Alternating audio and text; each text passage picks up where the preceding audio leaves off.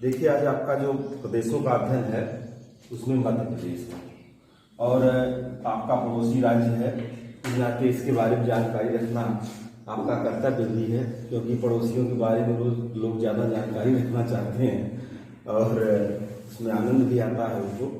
तो यहाँ पे देखिए, ये पहली जो सीमा है लिखी गई है, ये सीमा समझ लेना आवश्यक है। पहला क्वेश्चन तो यही है कि इसकी सीमा या चौहद्दी किन किन राज्यों से बनती है। तो इसके संदर्भ में आप देखिए, ये राजस्थान है, उत्तर प्रदेश है, छत्तीसगढ़ इसी से बना है। छत्तीसगढ़ के बारे में मैंने आपको बताया था, 1 नवंबर सन 2000 को छत्तीसगढ़ का निर्माण हुआ था।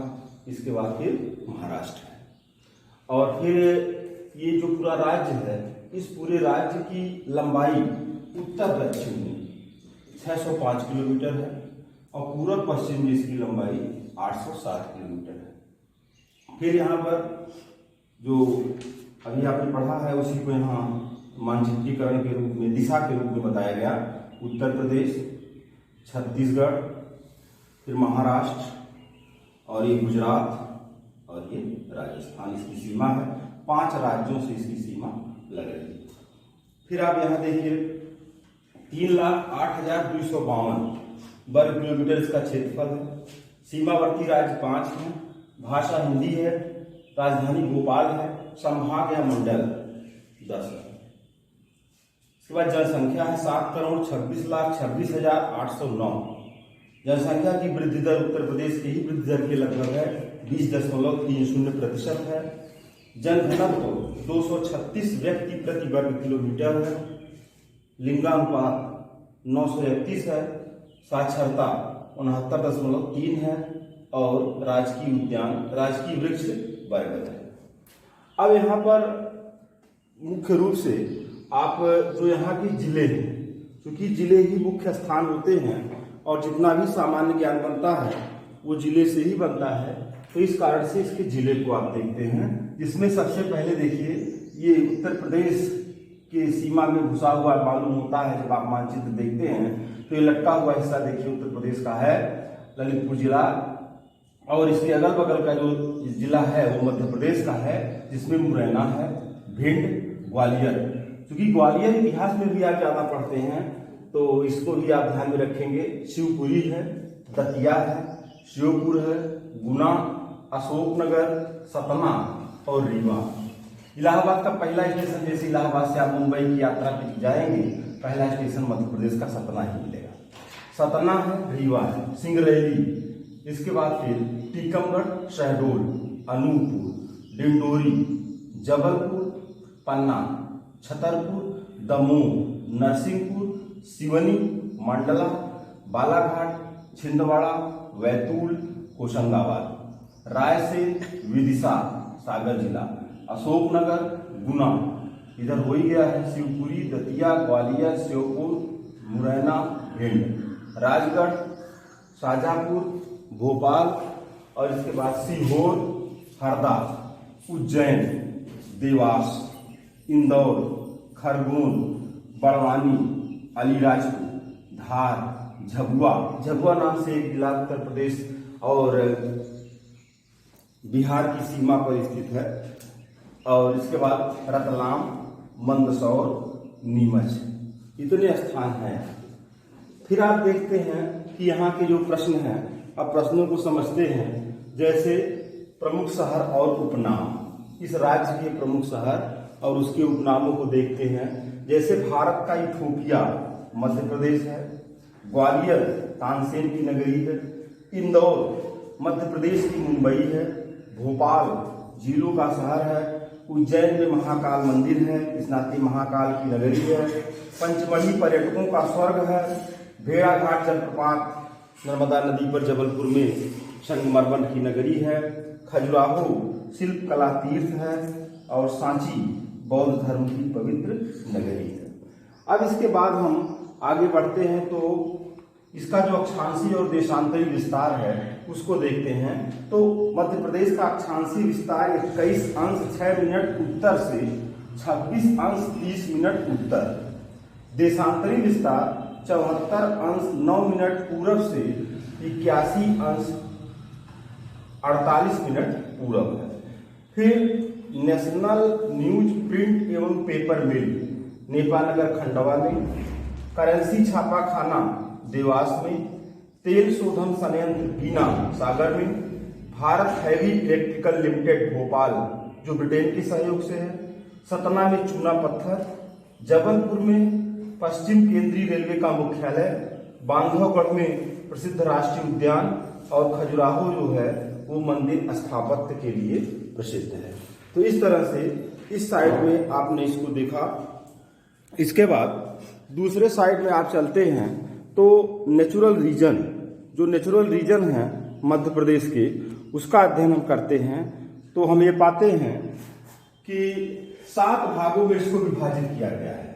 मध्य भारत का पठार, दूसरा बुंदेलखंड उच्च भाग या प्रदेश, तीसरा है विंध्य कगार क्षेत्र, चौथा है मालवा का पठार, पांचवा है नर्मदा घाटी क्षेत्र, छठा है सतपुड़ा श्रेणी और इसके बाद फिर है 7वां बघेलखंड क्षेत्र।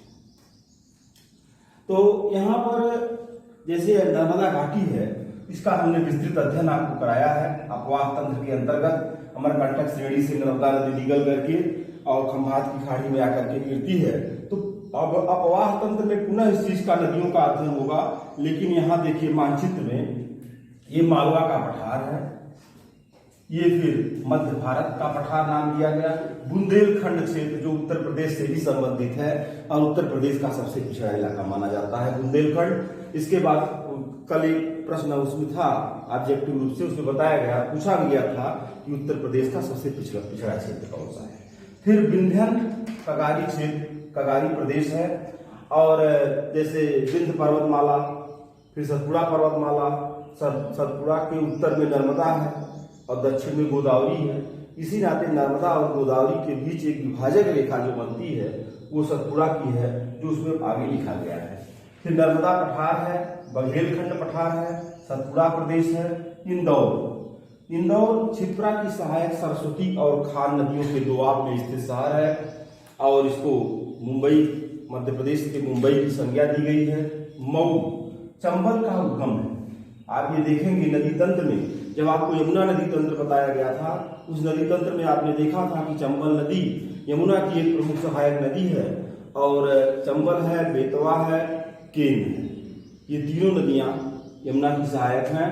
तो चंबल का उद्गम मऊ स्थान है और नेपानगर अखबारी कागज के लिए प्रसिद्ध है। बालाघाट मलजखंड कापर प्रोजेक्ट तांबा उत्पादन के लिए है। मंदसौर सबसे अधिक देश का अफीम उत्पादक जिला है। पन्ना हीरे की खान के लिए प्रसिद्ध है। 4 जगह कुंभ लगता है, हरिद्वार, प्रयाग, नासिक, उज्जैन। तो हरिद्वार और प्रयाग गंगा नदी के तट पर, उज्जैन क्षिप्रा नदी के तट पर, नासिक गोदावरी नदी के तट पर। तो उज्जैन क्षिप्रा नदी हो गया। झीलों में भोपाल की झील, बांध झील और सागर झील है। अब यहाँ आप ये पाते हैं कि यहाँ पठारी क्षेत्र चूंकि शुरू हो जाता है उत्तर प्रदेश के दक्षिण से ही, मिर्जापुर जिले से ही पठार शुरू हो जाता है, इलाहाबाद के उधर यमुना पार क्षेत्र से। तो फिर यहाँ का जो पठार है 32,896 वर्ग किलोमीटर इस राज्य में पठार है।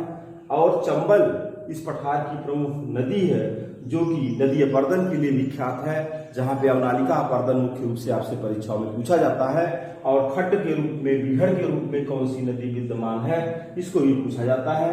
कर्क रेखा का भी संबंध गुजरात से भी है और मध्य प्रदेश से भी है। चूंकि 8 राज्यों से है, तो जिन जिन राज्यों का आप अध्ययन करेंगे उसमें कर्क रेखा का अध्ययन करते जाएंगे। भोपाल शहर जो इस राज्य की राजधानी है, बेतवा और पार्वती नदी के बीच में स्थित है। मध्य प्रदेश से 4 रेलवे जोन गुजरते हैं। मध्य रेलवे, सेंट्रल रेलवे जिसका मुख्यालय मुंबई छत्रपति शिवाजी है, और दक्षिण पूर्वी रेलवे, साउथ ईस्ट रेलवे जिसका मुख्यालय कोलकाता में है, वेस्टर्न रेलवे जिसका मुख्यालय मुंबई चर्चगेट में है, और पश्चिम वेस्टर्न सेंट्रल रेलवे जिसका मुख्यालय खुद इसी राज्य में जबलपुर में स्थित है। और नदियां मुख्य रूप से, तो नदियां कई हैं, सहायक बहुत सी नदी बन जाती हैं, लेकिन नर्मदा, सोन, चंबल, बेतवा, जिसमें नर्मदा को मध्य प्रदेश की गंगा कहा जाता है और जीवन रेखा भी कहा जाता है। राष्ट्रीय उद्यानों में बांधवगढ़ है, फासिल है, कान्हा है, माधव है, सतपुड़ा है, पेंच है। कान्हा, माधव और सतपुड़ा, पेंच, फासिल, बांधवगढ़। इतने राष्ट्रीय उद्यान हो गए। अभयारण्यों में रातापानी, पंचमढ़ी, गांधी सागर, राष्ट्रीय चंबल घड़ियाल, पुरैना। और सतपुड़ा जो है नर्मदा और गोदावरी के बीच जल विभाजक है। सतपुड़ा के उत्तर में नर्मदा नदी है और सतपुड़ा के दक्षिण में गोदावरी नदी है। और ये पहाड़ सतपुड़ा जो है यही उत्तर भारत और दक्षिण भारत के बीच भी विभाजक रेखा है।